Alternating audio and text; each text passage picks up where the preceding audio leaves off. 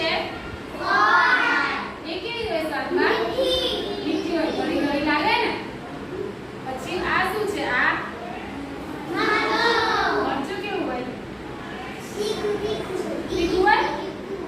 આ મરચાં કેવા હોય? આ લીલા છે, આ બે છે તો મરચાં. મરચાંનો સ્વાદ કેવો હોય? તીખો હોય. લીંબુનો સ્વાદ કેવો હોય? ખાટો હોય. મીઠાનો સ્વાદ કેવો